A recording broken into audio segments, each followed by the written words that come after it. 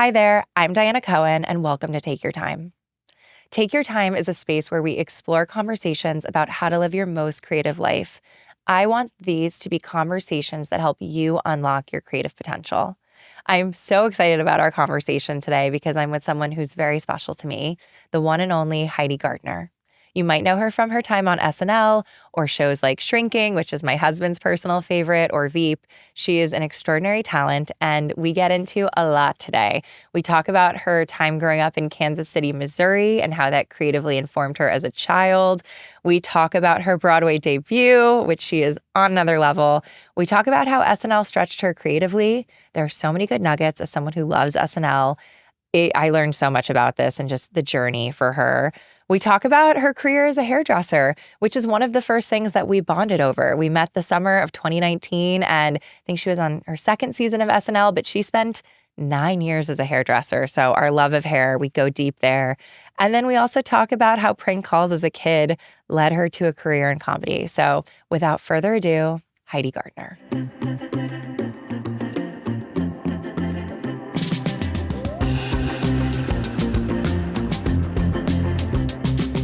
I'm here today with the one and only Heidi Gardner.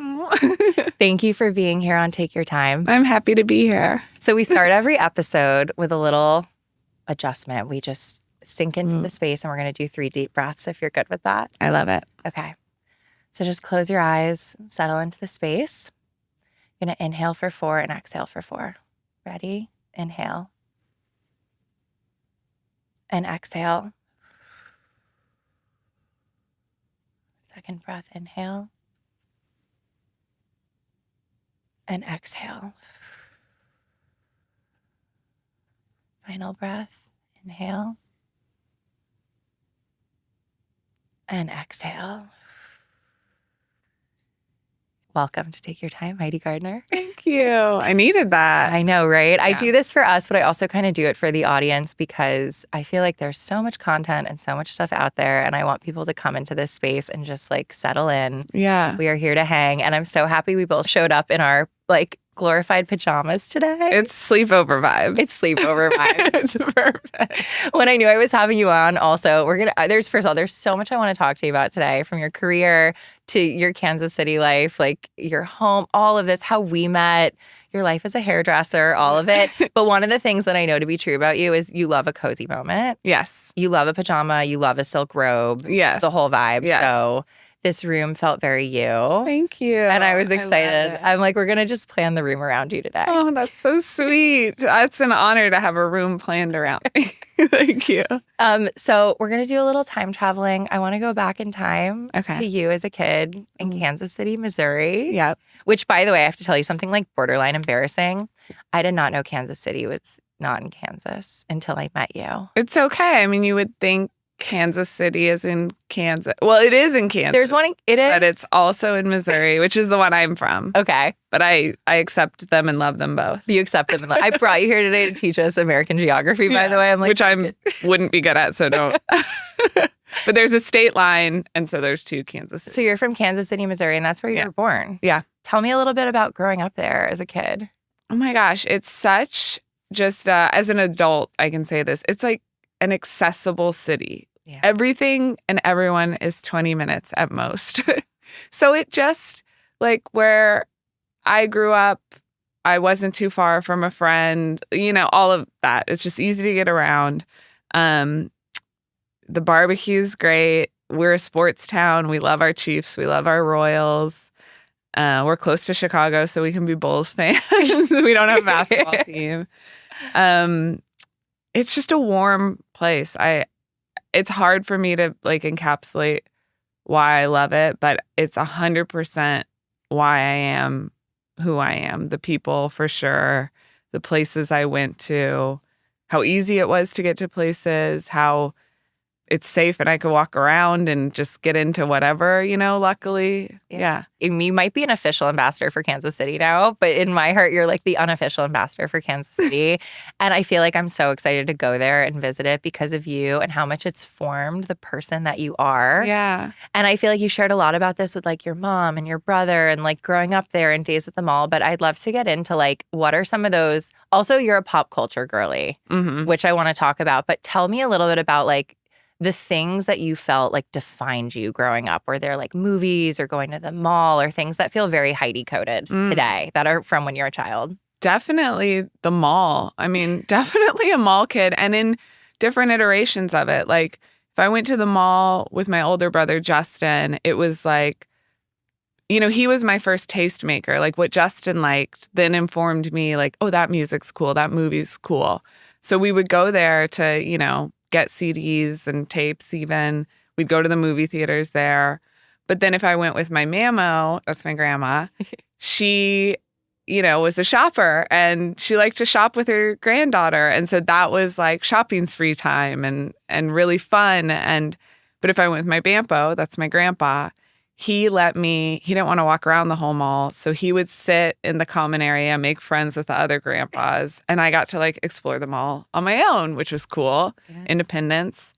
And then just going to the mall with your friends when your parents would give you $20. And like, it was always $20 and just how we would spend that. What would you buy with your $20? I mean, definitely Coke Ices. I remember buying Coke and Cherry Ices, like a singles tape. Remember those like nature stores where there'd be like those silver balls? Do I remember the nature stores? I was like a child who would go in and like hit all the CD buttons and like it would play like rain noises. Yeah. And then I would grab a rain stick. Yes. But the rain sticks were far too expensive. So expensive. By the way, where are rain sticks today? There was actually a rain stick in the play I just did. I saw that. Yes. Which, by the way, not to jump ahead, but I was so lucky to see Heidi this weekend in her first Broadway debut in All Out. Yep. Which, man, that was like nourishing for my soul about the city. We'll get into that in a second, but actually, you know what? Tell me like 2 seconds about it because you just wrapped it. Yeah. Your run of it. How are you feeling right now? I feel so incredibly grateful. I had the best time, and like most things in my life, I underplay them because I'm heading into something and I'm like scared or feel I need to be humble about something. I don't know. I just didn't. And also, I didn't know what to expect. And then it was just the greatest gift in the world because of the people I did it with, for sure. The cast was incredible. The whole company was like just brought us in and shepherded us and took such good care of us. But the thing I didn't expect were like, you came. And like the people that came and showed up. And my best friend from 7th grade, speaking of mall trips. Yeah, she was there the night you were there. I was like, Paula, I cannot believe that you came to this and you brought your son. It was so cool. I had so many of those over the month. And it's a weird thing too. It's like, I know I am loved in this life, in this world. That really showed me how loved I was, It's like people show up and they're like, of course I did. I want to see you. I'm like, you do? I know. Well, the greenest flag about you, if there was to ever be a green flag, is when someone has friends from elementary school. And I feel like you have a lot of them. I do. Like you have a lot of them. Yeah. You had your friend show up at the play. I know you've had people come through the years to SNL and see you and like be there and love you. Yeah. And I just think that's such like a green flag, especially as you build your career. It's so easy to get lost in it. And you are someone who like, it's the same with your hometown, but like this is with your people around you and you're such a loyal friend. And I will speak for myself. First of all, insane cast. Like as I was walking outside, I'm looking at all your little caricatures and I'm just like, what is this lineup of people? I know. And okay, no, I mean, spoiler, you closed the show.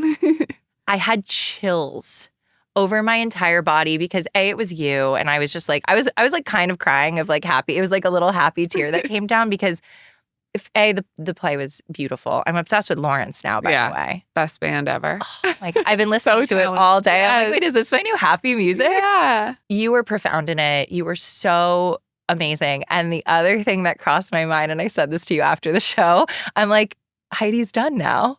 You don't have a show tomorrow. Like you did have a show tomorrow, but like your night ended at 10. Yes. Not 4 a.m. Yes. After 8 seasons of like having really busy weeks, I feel like when friends leave that work schedule, I'm like, oh, I'm so glad that Heidi gets to like sleep now. It's amazing. And just like it's amazing and be your best self, which we'll get into. But okay, wait. So you're growing up in Kansas City.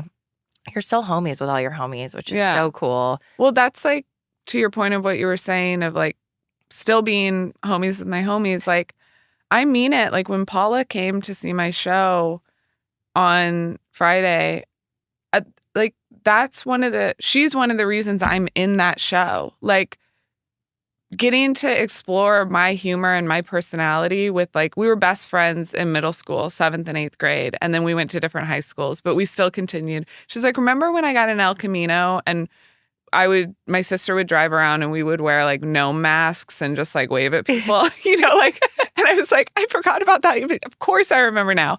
But like her and I doing that, her and I doing prank phone calls, like feeling comfortable and safe with her. Cause I was shy, but when you meet that friend that's like funny and like goofy like you and you can do all those things together, I'm like, that built my confidence, that built my humor, telling her things I liked and her reinforcing that. Also, like your friends are your tastemakers. So when you're like, I'm into this thing and they're like, me too. And then you explore it together. I'm like, I'm still friends with those people because they mean so much to me. Or like seeing a friend like that, I'm like, oh, we got to see each other again too. Like, it's just, it's like soul filling. Yes. First of all, the safety thing is so huge when you have someone who sees you. Yeah. And you can kind of like make mistakes or just be yourself. Yeah. Like my best friend is my best friend since I was 2. And like incredible. We could not be more different on paper. She lives in Alpharetta, Georgia, has 3 daughters, works at a hospital. Like our lives on the day-to-day could not be more different. And I'm like, this girl is my soulmate. Yeah. Like she just knows me and sees me. And especially in middle school, which can be so hard, especially for girls, to have a friend that you can like be yourself with and almost like learn how to be embarrassed. Yes. Oh my God. Which I have so many questions for you because my like core fear, I think, growing up was about being embarrassed. Mm-hmm. Oh. And it really like dictated a lot of the choices I made. Like something as simple as like, should I do a play in high school or should I do chorus? And I'm like, oh, I'll do chorus because that's too scary. Yeah. And I'm sure your friend Paula and so many people around you, like, and I want to hear a little bit about your journey of knowing that you wanted to spend your time entertaining people. Because like that is a fundamental thing. It's not about being famous or doing this thing. It's like you're an entertainer in your soul. So like when did you first get that kind of itch to make people laugh? It was definitely doing prank phone calls at sleepovers. It was like, I didn't know, I had no idea I was going to be the best at it. But, you just like take a run at it and it goes well. And so then when it's like, I'm ready to pass off the phone, they're like, do another one. And I'm like, no, you go. And there's like, no, I'll laugh. It was that I could do it without breaking, I could like stay in character. And I think I would just notice that even if like other girls were doing something else, then suddenly it was a circle and they were all watching me do prank phone calls. And then it was the same with my brothers. Then I was like, I'm good at this. So there's a big age gap between my older and younger brother. It's 13 years. But like when he would be home from college and Ty would be there and we'd all be together over the holidays, I knew that I could pull out the phone and like entertain my brothers too. So good. Yeah. It's powerful. Yeah. I feel like especially for anyone, not just people who are in comedy, but like that first laugh that you get. Yeah. And like the metaphorical first laugh, right? It could be like a teacher supporting you or a friend saying something. You're like, oh, wait, am I kind of good at this thing? Yeah. You need that confidence as you grow. Do you still do prank phone calls? I just did one with my friend's son. He was like, can we call 2 different pizza places and hold the phones up to each other? And I was like, you know what? I never did that one. And it worked perfectly. It did it? Yes. It was like they were trying to figure out who ordered what pizza. I feel like we need to bring back prank phone calls. When I saw Paula the other night and her son, and we were talking about prank phone calls, I invited them to come over in Kansas City. And I was like, we can do pranks. I was like, is that okay? Like, So good. I'm encouraging it with people's kids. I don't have kids, so they can come over. Come over. Prank phone calls at my house. Everyone go to Heidi's for the I have phone calls. popsicles and prank calls. I mean, and a pool. By the There way, you go. the 3 Ps. 3 Ps. 3 Ps. Popsicles, prank calls, and pools. Like, say less to me. Yeah. You know, it's funny, like some of the For You page stuff I get is people doing prank phone calls. So I have hope that like they're still around. Yes. But it's so, I mean, not to get into the state of the world today, like how different it is growing up. Yeah. I even just thinking about prank phone calls, I also remember like calling in radio stations to like win Ricky Martin tickets. Yeah. Do you know what I mean? Well, that was my biggest prank was I would act like the radio station because I could do the DJ's voice, Dennis Pryor from Mix 93.3. And I would call people saying we were doing random phone calls for free Chiefs tickets. I would ask them who was the male lead of Titanic, and they'd say Leonardo DiCaprio. So easy. And then I'd say, "Come on down to the station for your free Chiefs tickets." It just so happened my mom did that DJ's travel, Dennis Pryor, and this one day she was like, "How are things at the station?" He's like, "Oh, they're good, but some idiot keeps calling people." And telling them they won free Chiefs tickets, and we have lines. And she knew it was me. That's epic. Yeah. Did your mom say anything to you? Was she like, please stop? Or was she like, no, keep going? She was like, please stop. I kept going. And then we actually got a letter from the phone company saying the phone would be shut down for other pranks I was doing. I start to think about it, and I'm like, was I also just doing it when I was bored by myself? Probably. You were probably just having fun. Your Yeah. parents sound like really cool people. They are. You mentioned them in your iconic Architectural Digest tour, which if those who are listening have not seen Heidi's stunning, thoughtful, magical home, which is like, to me, just like a little disco heaven. Yeah. It's so iconic. Please pause this right now and go watch it and then come back. But you actually shout out your parents a lot in that tour. You know, you speak about your dad gifting you his first 20 records. Yeah. Which, like, that's incredible. But also the fact that he numbered them. I know. Do you know what's his sign? He's a Leo. Okay. You're also a Leo. Okay. I'm like, that's very Virgo coded of him to be like all his records.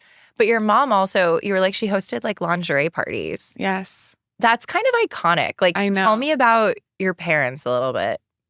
Oh my gosh, my parents. So I imagine them, they fell in love late 70s, and they were like definitely full on couple and got married in the 80s.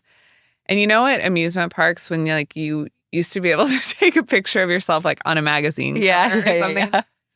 They had one where they just look like they could actually be like Jeff Goldblum and Gina Davis from the time. Like, they look so cool on this fake magazine from Worlds of Fun. But for me, I'm like, when you guys were together and when things were right, like, you guys were on fire. You know, you could just, and they're like two, well, he's a Leo. That's a fire sign, right? Yeah. She's Aquarius, so Water.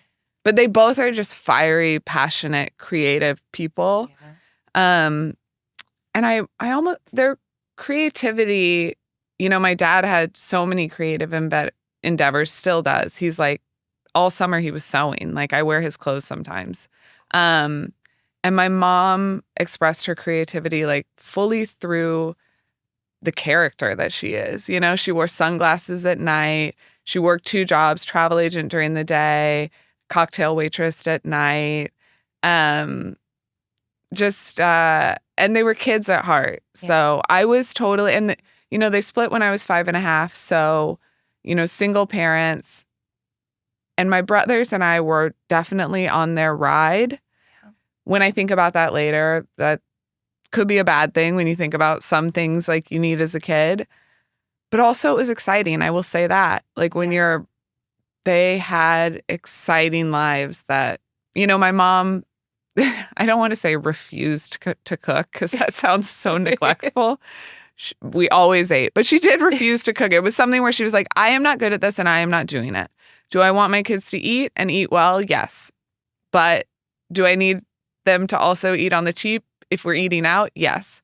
So I am taking them to happy hours where I know oysters are like, you know, 10 for $2 or something. But we were like eating oysters at 6, you know, at a bar bar, at 5:30 or 6 o'clock. It was great. It's so special. I mean, first of all, it is so special. And I feel like all the stories you tell about that time, it feels like really magical. Yeah. So even if you were on their ride, so to speak, I feel like you've spoken about like, her getting you into certain places, like in little random things. I feel like that's informed so much of who you are and even the characters that you've brought to life, whether it's with prank phone calls or whatever. It's like you have all these sources of inspiration. Well, that was the lingerie party. It's like, okay, yeah, single mom. It's her weekend. She still wants to see her friends. Her core group of friends, they were called the Girls Night Out, Let's Have Fun Club. They had T-shirts. They would go on trips together. They would go out together. But then they would throw these lingerie Tupperware parties. So Tupperware parties were big at the time. They're like, my mom didn't cook. So she's like, I don't need Tupperware. And so they would have a lingerie saleswoman come in with a rack at one of their apartments of like 80s style negligees, long robes. I mean, that's iconic. Yeah. And the marabou feather shoes.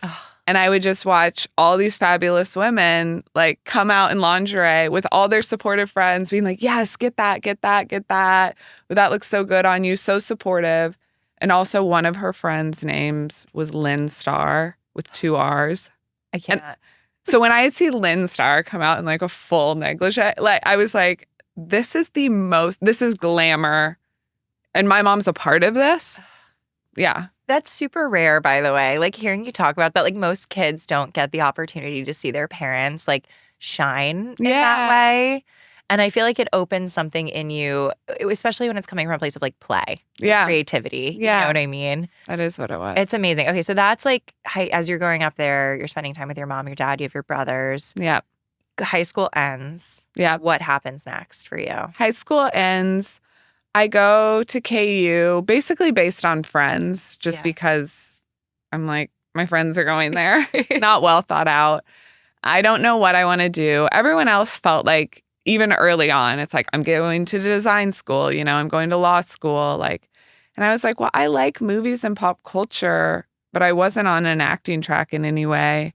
So it's like, I'll take some theater classes. It was like some film history, some lighting design, some costuming. And, I did fine in all of those, but I was like, I don't know that I'm going to do lighting design. I don't feel that good at this. And it takes a lot of like architecture and math. And I ended up transferring to MU because I also had friends there. And then I was like, I'm spending money not knowing what I want to do. Yeah. So I was cutting some friends' hair on the side, and I think I was pretty good at it. And so I was like, well, maybe I'll drop out of school, go to beauty school, and work at a salon. But no one else was dropping out. So I was like, I need to make this sound more legit. Okay, what if I move to LA and go to school for hair and do hair for like celebrities, which is not what I did. But it was all kind of a weird shame-based decision. And tell me more about that. Yeah, I felt really insecure about it. But which is why I added the LA component. Yeah. Like I could just go to Missouri Beauty School, which is great, and there's wonderful. I was just scared of what people would say. But what was crazy is like my parents and my friends' parents were like, yeah, Heidi should do that. I don't know that they thought because she's going to be a great hairdresser, but I think they were like, she's just different and that makes sense. Yeah. I don't think they thought of me as an entertainer, but they just thought she should go spread her wings in somewhere that quote unquote makes sense. I think, when you're in the middle of Missouri, LA or New York, it does sound like, those are the two places. Yeah. Now we know there's lots of places. 100%. But yeah, I went there and I quickly learned, well, I needed something stable. So I started working at a salon and then, I was at a salon for 9 years. Which is incredible, by the way. And when we first met, which was the summer of 2019. Yep. Dun, dun, dun. Before the whole world fell apart. And but also came together in so many ways. Yeah. I remember meeting you. I think you were in your second season. Yeah. On the show. And we connected over hair. Yeah.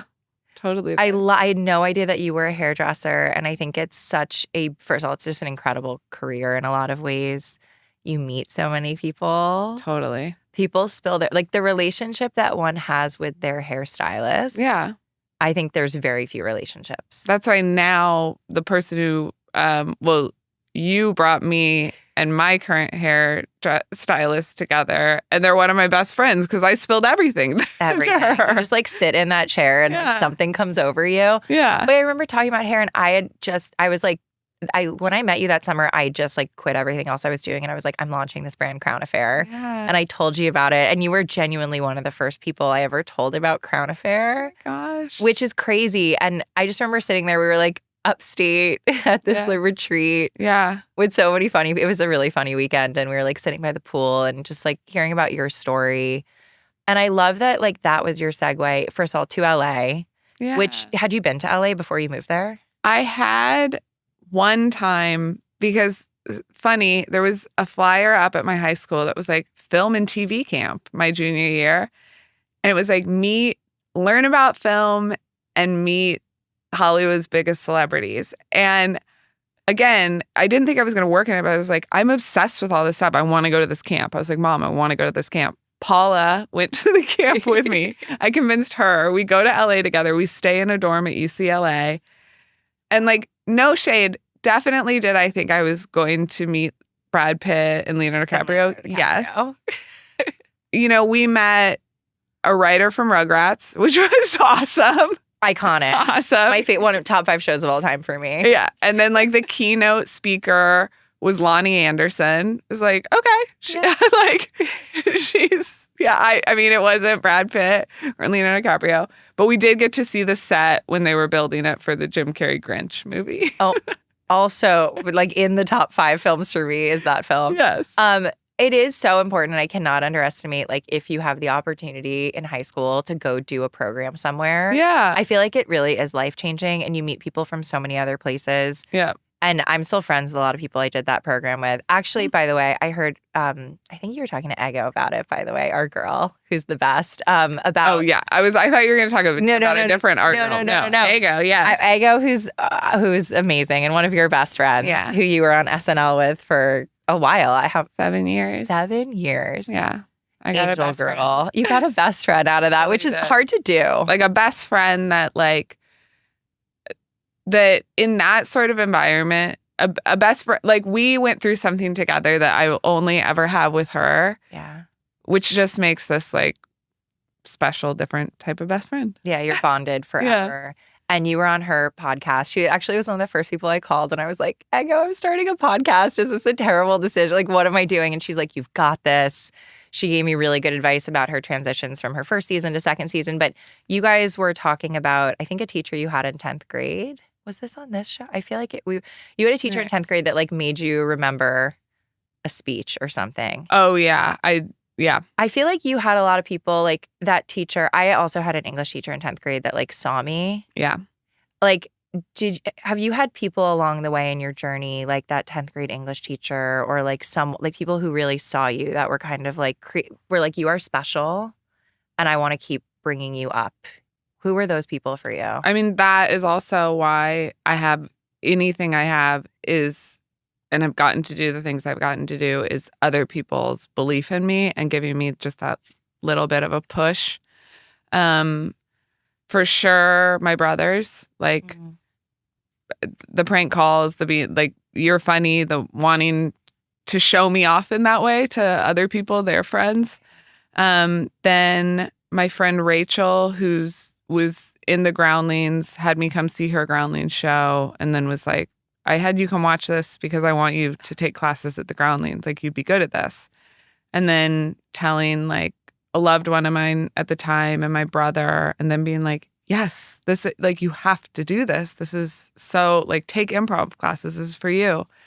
And then my boss, when I had been doing that and kind of rising up the ranks at Groundlings and was performing a lot, my boss, Deanna at the salon, took me out to lunch, and she was like, I'm not firing you, but you don't belong here anymore. I would always love to work with you, but like, just go. Yeah. And yeah, it's just other people that just give me that little extra boost. I'm starting to cultivate it on my own, but yeah. Which takes time, by the way. Yeah. Part of this whole show and why I wanted to like have these conversations is to show that these things take time. Yeah. To like become the person you are. And I know for me, and it sounds like for you, you do need those people to kind of be like, no, it's time for you to graduate into this next era, or like, I believe in you. Come with me to this thing. Yeah. That's a big one too. I don't think people even realize it, but it's almost like a little fairy godmother or angel that's like, come with me to this thing. Let me show you this world. Yeah. And I'm sure you were amazing at cutting hair because you're really good at everything that you do. But what was that like? Had you even known about the Groundling? I feel like the culture of comedy is obviously so different now because the internet. Now people know. I remember when I was at NYU too, I like signed up for UCB classes. Yeah. I always canceled because I had other work. You have to be at 8 weeks. It's a whole thing. Totally. It's not even close to what you did. But I always had this dream of like doing it. And it's funny, like massive consulting companies like McKinsey and stuff, they send their employees to do 100%. improv. Yeah. Again, I think it's like one of the scariest things in the world. Mm-hmm. Like It is. I still think it's one of the scariest things. How do you do it? Like how? What's going on in your body when you do this? It's the people pleaser in me that's at a certain point, even when I say yes to an improv show now, I'm like, I gotta go do it. I'm like, number one, I told my friend I would be there, so I gotta go do it. Now I'm backstage freaking out, but there's an audience that paid to see it. I gotta do it. It is genuinely just being a people pleaser that like, it's the same reason why I even walked out on the stage on Broadway or like, because I had nerves every night. You did. Especially doing that monologue. Oh my gosh. And about to walk out by yourself, and I'm like, they're here. I gotta do it.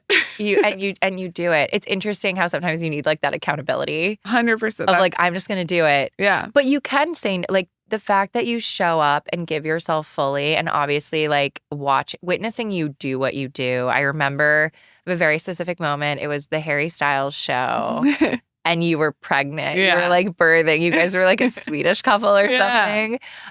In that moment, I was just like, holy, like the idea that you're like in this fantasy world. And I know it's you, there's writers and you're reading the cue cards, but like you were just so embodied. And I remember in my brain being like, how does she even get there? Right. And you're changing like, right. And the monologue was insane. No, you have teleprompters, but even like we were joking, even someone else in the cast like messed up, but it felt so human. Yes. And I think the theater is a really different safe space. I almost think people are there like wanting a new experience every night. But like, it's one thing to do improv at the Groundlings. It's another to show up on live television with millions of people every Saturday.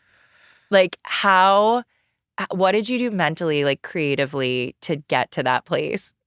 I think you actually just have to disassociate and also be like, I have to do it. Because I tried so many things of different like ways to be kind to myself before. At a certain point when you're there long enough and you're just like, okay, I know I do this every week, but like, how do I be nicer to myself? Like, should I meditate? Is there something I should eat each week? Okay, if I cut caffeine off at this time, then I have less anxiety by 11:30, Yeah. But for me, it was always there, I do. Yeah. I have it too. Obviously not at the same scale or volume, but like I also get nervous and anxious. And like, I think part of being an ambitious person is just, and by the way, the play that you're in is about ambition. Yeah. Which I thought was so fitting. And a lot of it spoke to me. But yeah, it's like, you just almost have to be like, I'm not going to die. Like at the end of this, I won't. Sometimes I did say that. Even this Broadway show. Yeah. I'm like, if I walk out there, I'm not going to die. Correct. Yeah. Like you have to like remind your nervous system and like your vagus nerve being like, I will not die. Yeah. There is no saber-toothed tiger chasing me. Yeah. And it's amazing. It's like you have to take these risks because it does make you better. Yeah. And for you, as you kind of enter this next chapter of your journey too, like was the show kind of the Broadway? I mean, you did Broadway, Heidi. That's so cool. It's really cool. Yeah. Like that, I feel like is a whole new era of like thinking about your creativity. Also, I want to shout out, like you are one of the most, if people haven't seen photos of like your dressing room or if you watch the Architectural Digest tour, like your clothing, all these things, you are someone to me who authentically lives for your inner child. Yeah. Which, by the way, is like so crazy, right? For the job and work that you did for eight seasons. Right. Is that 9? How many years is that? 8 years. Yeah. That's crazy. Yeah. Like you are someone who is so earnest and authentic and vulnerable, but you're obviously in an environment that is like, go, go, go, be hard, be the best, which is how it's designed to create the best thing. But I'm curious, like, how you find this transition now as such a creative person. It's crazy because that world that I was in is so overstimulating and adrenalized. And also that was my childhood too. So I was made for that in a way. But I am a soft, like gentle person that wants to connect with people and take her time. And sometimes I think that I was maybe even like too sensitive for that place, or just someone who I think does wear my heart on my sleeve, but you have to hide that sometimes. You just have to, and you learn that. So now it's nice to like get to have my heart back here and all over. But I'm still getting used to not feeling like I have to do 150 amazing things in one day. With SNL, it's like you're doing a fitting, a rewrite, shooting a promo, shooting a pre-tape, rehearsing a sketch. You genuinely do. I talk to Ego about this all the time. We did so many things every day.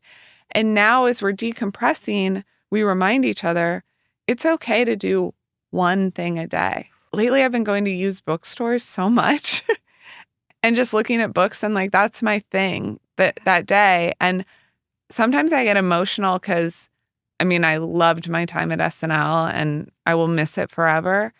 But I was in a bookstore and I was like, I missed this or I didn't do this for 8 years because I didn't even think of it. It wasn't an option. Yeah. Little simple things like that where I'm not on any sort of time schedule. I can look at as many books as I want. If I would have gone to a bookstore, I would have grabbed it, and ran out. And something about that, it was really profound for me. I love that so much. It's like, I don't know if you've ever done the artist way. No, but we're going to do it. When you're ready, okay. Call me. Okay. I will be your accountability buddy because I know you like doing things with an accountability buddy. Yes. It's basically like living life as one big artist state and like paying attention to the world around you. It's like the little things and just time is the ultimate luxury. Yeah. And giving yourself that grace. And it is so hard to like gear shift when you're like, I have a lot of things to do and so many things to do. And it's so beautiful that you have that time and space now. Yeah. There's so many questions I want to ask about like as we get into creativity, but I do want to like celebrate you getting to work with your creative hero or your hero in general, Jack Black. Yeah. School of Rock. He should have won the Oscar. The Oscar actor in that movie. There's actually not a better performance or more versatile. He's singing, he's funny, he's dramatic, he's talking to children and changing their lives and mine as a viewer. Like it's an opus. Yeah. Opus. It is the amount of times that I'm like, there's a beam of light and you see me and my guitar. Yeah. And everything about that film is perfection. Everything about him is perfection. And I was smiling from ear to ear watching that week. First of all, Alex Bubbs, who you know and love. Yes. The bass skit. And you in the bass skit. I'm just like, Heidi is like all the amalgamation of all the things that you probably grew up around, new culture. And like manifesting. His name was Big Ricky. That's my dad. It was everything. And, I wrote that sketch my first season and it got close. And then I resubmitted it my second season and it got picked for the show. But then it got cut on a Friday night because they couldn't do the set with another set.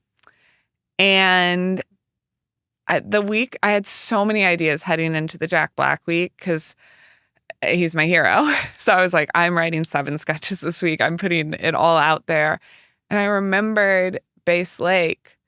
I was like, he'd be really good in that. And there would be something so full circle about that because I wrote that my first season. And it was one of the first sketches that got like big laughs at the table. And the person who read it my first season was Will Ferrell and like obviously would have been amazing in it too.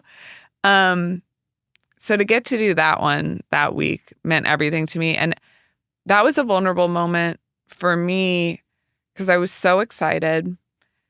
And I told Lauren at the after party the week before, I just said, I want to be as a part of the show next week as possible, as much a part of the show as possible. I'm not saying like put my stuff in or anything like that, but I wanted to let him know, like, because sometimes, you know, you get thrown into other things. And I kind of just told everyone, please just throw me in the mix because this is really important to me. I vulnerably asked to be in the monologue, and the Please Don't Destroy guys put me in.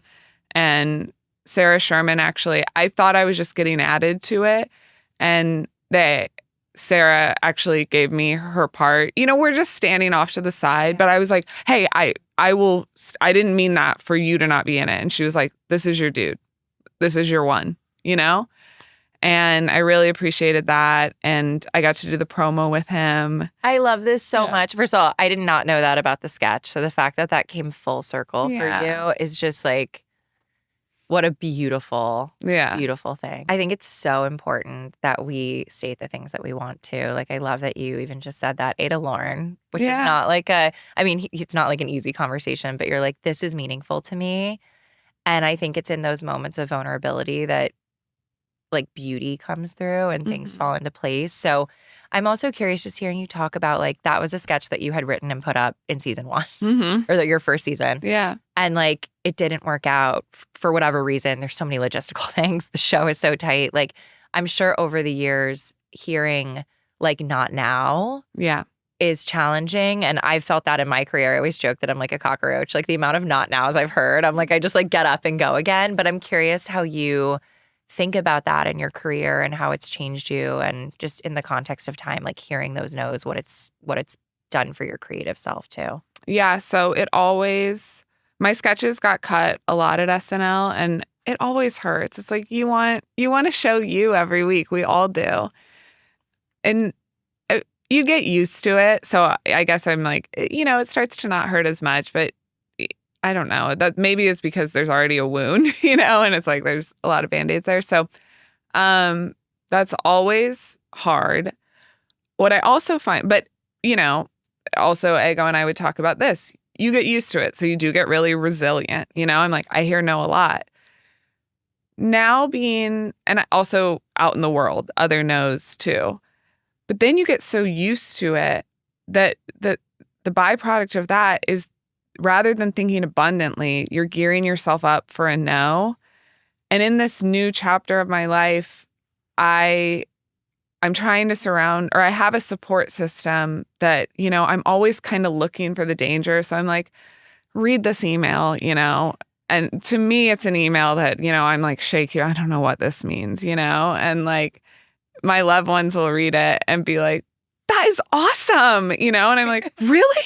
And they're like, yes. Oh my God, this is so promising or good. Or, so obviously I haven't mastered it. I got really good at hearing it and just like, and continuing to generate. Yeah. But I know personally I need to work on a more abundant thinking, you know, in that way that like good things are coming, good things are already happening. It's all happening for us. I resonate with that so deeply, by the way. Like two things. One, I saw a great TikTok the other day that was this girl who's like, my goal for this year is to get 1,000 no's. Have you seen this?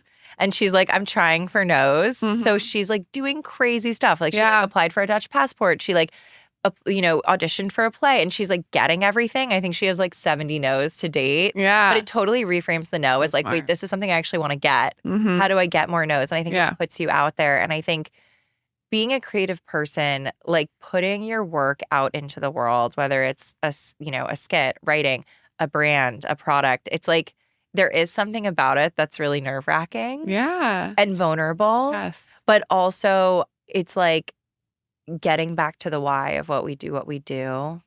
I think for me, it like always comes back to that. Yeah. Of just like, you know, I want to make people change the way they feel about their hair, but also themselves and how they take care of themselves and how they look at every little moment in their life. And I wonder for you, like thinking back to like young Heidi, you know, you moving to LA, you going to the Groundlings, doing this, like, what do you feel like has been kind of the through line for you in terms of your why? The through line for my why. I mean, I guess most of it has been survival, survival instinct for sure. I don't know that I've had much time to stop and think about the why. I do say that with like, once that survival led me to the thing that I was meant to do, which I do think is performing or transforming or transmitting some of this out into the world. I do know that's my why. And I learn more and more from people and audiences that inspire me to keep doing it, because they do say that it matters and it lands. But I just think it's the way I grew up, and like the Midwesterner in me, and the hard work and survival of like, I've got to be something in this world, or I have to generate, I have to take care of myself, I have to take care of others. So I got to find like the best way to do that. And hair, you know what? I was a fine hairdresser. My boss Deanna is the best hairdresser, and that's why she had a salon, and that's why she teaches classes. And I was competent and good enough, but I never had that drive. So it was like, I'm never gonna like get the things that I need to like keep my life going, and other people that like I need to be good for too. So I got to find the thing. You found it. Yeah. It's the good news. You found it.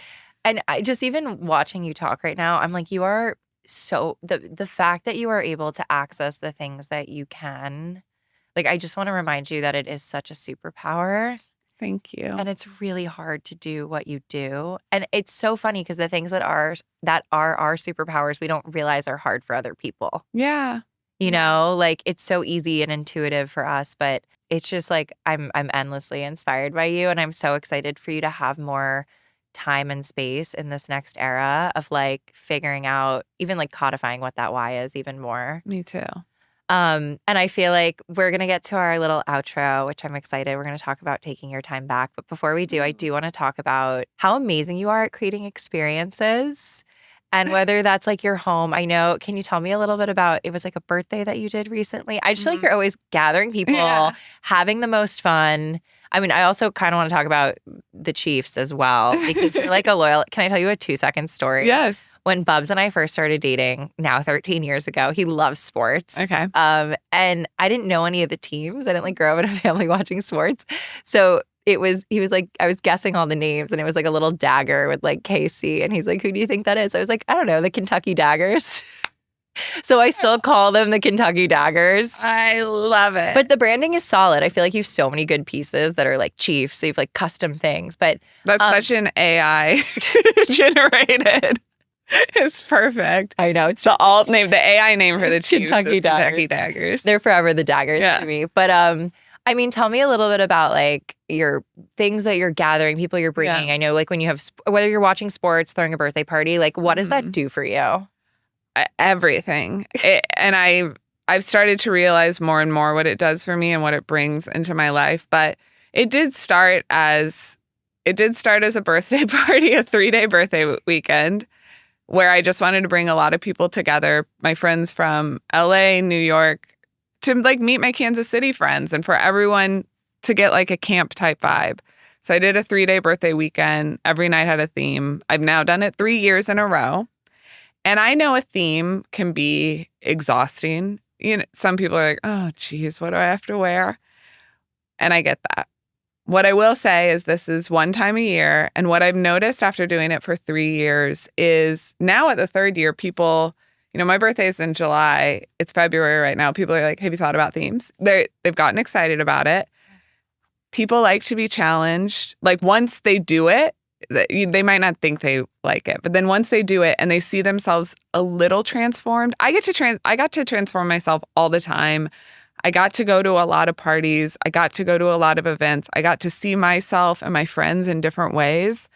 And I want people to do that more. I want them to see their partners in different ways, you know? I mean, that's got to be a little bit at Burning Man. It's like, Huge part of it. yeah, You it's have just, to come with us one day. I would love to. Okay. It's like a little bit of transformation and then seeing people's different interpretations of themes or events. I totally get a high off that. I also now hosting more parties at my house. There's this really cool thing. I get up in the morning when I know I'm having a party. I look at my house. I walk around the whole thing while it's empty. I imagine the people that are going to be in it that night and how these rooms are going to be filled and there's going to be food and music and how it's going to hold all of these things that I love so much for like a finite period of time. When everyone leaves, the house is like a disaster. It's how do you even make an art out of the disaster? It smells bad. It looks bad. Like, and then I'm like, and then it's going to get back. And then at a certain point, it gets back to what it was. And I'm like, I love my house even more. I'm like, you held all of that. You held all of those people, that food, that energy. And now you're back in like your calm place. I'm like, it's like my house is like living and breathing and I'm seeing it and appreciating it. I love that part of it too. Shout out to people who host people because you're creating memories and spaces for us.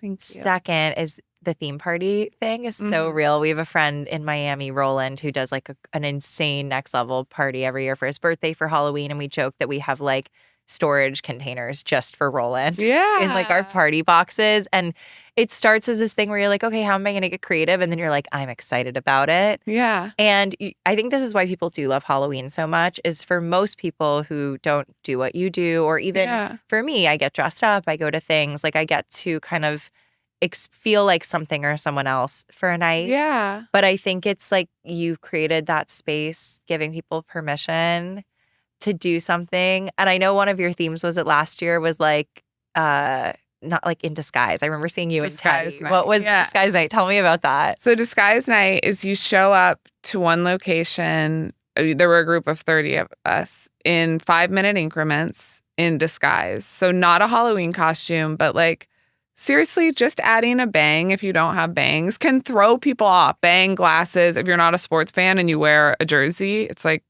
that's not Jenna. But yes, Teddy and I were fully like guys. We were acting like we were Sublime fans. Like we're singing Sublime in the Uber over. And then you find your friends. And then once everybody's found, you get on a party bus together. And then you go to the next place, which was like just a very cool club in Kansas City, like where we're all in disguise. So like I rang in my birthday as like my character, Seth, and my little fedora and goatee. And it's my favorite video ever. My friends are singing me happy birthday and I'm fully acting like him because I was him. I was in disguise. You were him. And it is really like you did this for 8 years every Saturday night. Yeah. Multiple times a night. And the fact that like you can bring this to your friends in a small way and what you said, discover different parts of yourself. Yeah. People just don't really have the spaces or permission to do that. And like that is absolutely something that we get to explore at Burning Man. It's part of why I love it so much. Yeah. Is feeling like a different person. Yeah. In a lot of ways. And and the fact that you have fun with it, I think it's like such a nice reminder that this isn't that serious. Yeah. And it should be fun. And I think we forget that all the time. Yeah. And I read the best quote lately and I'm going to totally botch it. But it was, I got this Lee Bailey cookbook, or it was on entertaining. It's like from the 80s. And in the beginning, it's like I'm going to botch it so bad. It's not this, but it's basically something about like, my parties are great, but that's because of the people that are there, my friends. So like I'm gonna put that on a t-shirt for you. My parties are great. And the back's like it's because of my friends. Yeah, it's basically, but I think about that too. It's like all these people are showing up and like doing the assignment and it's the best. I have the best friends in the world and I have the best family and I'm the luckiest. You are, but you created that and you're calling it in and it's like truly such a gift to witness you. Like seeing you on stage, I was just like, she's freaking doing the thing. Thank you. It's so epic and you're bringing all of us joy doing it, which is like, is the why. Yeah. That's the why. I'm learning that. We end the show with the same 3 questions. Okay. That are all based around time. It's Okay. called Take Your Time Back. Okay. So the first question I have for you is, and you kind of answered this, but I'm actually curious. Imagine your whole day tomorrow, your whole schedule gets canceled. Everything's off. How do you spend the day? And where are you? Okay. I will take myself to Kansas City. I really like being in my living room there. My cats are currently in New York, so I want them with me in the living room. I want to make a coffee. I've been making these coffees called sparkling espresso creams. It's like espresso, Topo Chico, and like fresh whipped cream. What? And I do think, and I just kind of I want to be in the living room with my cats and the fire going, and just honestly probably planning a party. Yes. Or just like, yeah. Is there a record that's playing for you? Ooh, yeah, I got for Christmas a Debbie Gibson album, Only in My Dreams. Oh, and wow. I'm playing that song. Oh, wow. That's amazing. Yeah. That actually sounds like a perfect day. Yeah. My second question for you is, time is the one thing you cannot fake. No matter how many resources, anything, like time it's going to happen when it's happening. What is a lesson that you've only been able to learn in time? Oh, that nothing is on my timeline. And I think we talked about that. It's nothing you want results so fast, and nothing is ever on your timeline. And it's crazy because I still fool myself. I'm like, I got this thing, this project, I'm going to pitch it. It's going to go, in all this time, we're going to be shooting by the summer, And yeah, maybe but it's just never by my timeline. Never. I feel that deeply yesterday. Yeah. I kind of had like a breakdown with Bubs. I was like, I want all these things to happen at once. And I'm like, it just takes time. It's going to happen. But yeah. Just on the timeline that the universe is like, just wait. Totally. Just wait. Yeah. My last question for you is, when does time stand still for you? When does time stand still? This will sound really corny, but making kids laugh is really cool and special and unexpected, because kids are critics and they're not just going to laugh at anything. And if you can genuinely make a kid laugh or just have a genuine moment with a kid, I feel that thing inside that's like, ooh, life is so good and life is so sweet right now. And yeah, it just feels different to me. And I'm just like in the moment, and I'm so present, and I'm immediately like, this is the best. That answer brings me so much joy. I just finished reading Dr. Seuss's biography. Oh man, kids are you can't fool them. Yeah. You cannot fool them. They don't like fancy tricks. It is just about like pure whatever that thing is. And he says this as a writer, obviously, of children's books, you have to be so much more clever, so much more thoughtful to get to the truth. And I think that's true. It's almost like in the editing. Yeah.